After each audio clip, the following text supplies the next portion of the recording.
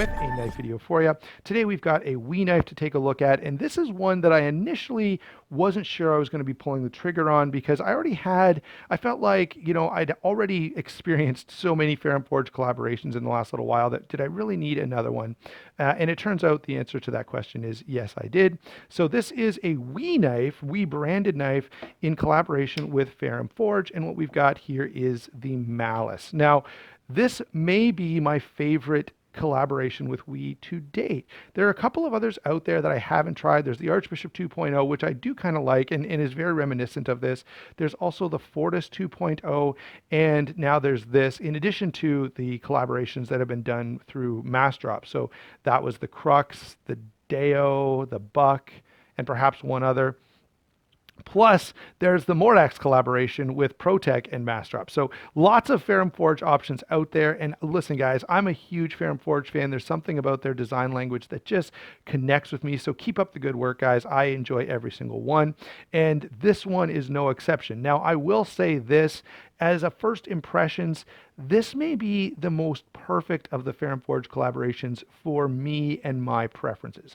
I'm not suggesting for a second that it'll be the most perfect for everyone, but I definitely like a more substantial knife. And if you're in that same boat with me, you may really, really enjoy this. So let's get the numbers out of the way. This guy is 8 3/16 overall, so just a little under 8 1/4 inches, 3.5 inches on the blade, 4 5/8 on the handle, 3 7/8 inches of grip area. So lots of real estate there, even for fairly large hands.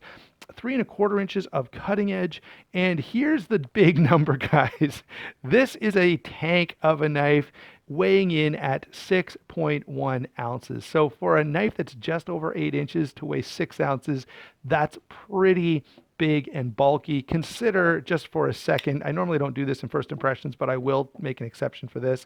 Consider this knife is 4 ounces, okay? I may do a full comparison between these two because there's some interesting similarities and there's some significant differences that might make for a good discussion. Anyway, maybe they're too different to bother, but let me know in the comments below if you'd like to see that comparison. Now let's get through the features that we're dealing with here. So up front, we've got a beautifully satin finished M390 blade, and I really like Wii's satin finish. Not everyone does, and I think it's because the lines are not sort of completed. They seem to be in small portions, but I really, really like the satin finish that Wii puts on their knives. M390, reasonably thin behind the edge. I haven't obviously had a chance to cut with this yet, but I will, and I'll be able to report back to you when I do the full review. We've got a substantially high flat grind here. Nice satin flats. I like the multi-directional finish here. That's always something that I enjoy. And then we've got this cutout here in this drop point sort of saber ground blade. And the cutout does allow you, we're kind of moving on to action anyway, but because of that cutout, you can spidey flick this knife in addition to use the flipper tab for deployment. And we're dealing with the typical Wii action here. Okay, so very, very nice ceramic bearings, flipper deployed. The detent is dialed in quite nicely on this. I want to say I heard someone mention they thought the detent was a little soft. I definitely don't get that.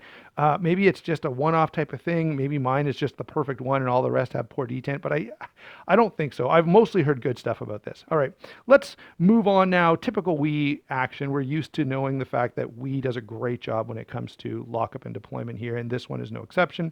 Now we've got the handle. There is a flame anodized version of this handle available. Obviously, that's not what I have here. This is sort of a bead blast, media blasted finish, and I really, really like it. It's got a bit of shine to it, which is not what you're used to seeing. Normally, I think of a bead blast as being very muted and toned down, and this definitely has some reflectivity to it, or almost a polished look to it.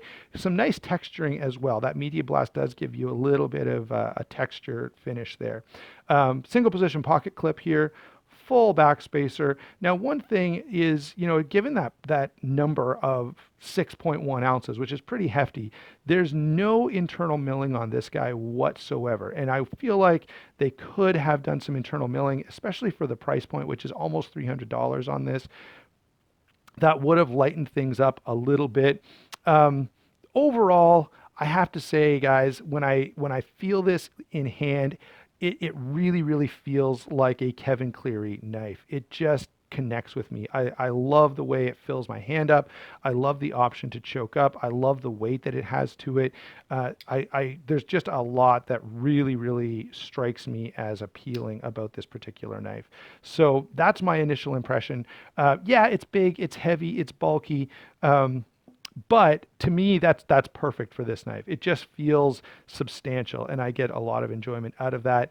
And again, this is definitely, I'll come to a solid conclusion in my full review, but boy, guys, I just connect with this on a greater level than I have any of the other Fair and Forge collaborations. Okay, so this might be my pick for the best Fair and Forge collaboration to date. We'll see. I've got to spend a little more time with this, but that's the way it's looking as it stands right now. Thanks a lot for watching. Don't forget to like and subscribe, and don't forget, go over to White Mountain Knives, use my discount code to get yourself one of these. You'll save 10%, and it helps the channel as well. So that's a huge benefit for everyone involved. If you're willing to do that, thank you in advance. Thanks to Justin for sending this out to me and getting it to me so quickly, and we will talk to you soon.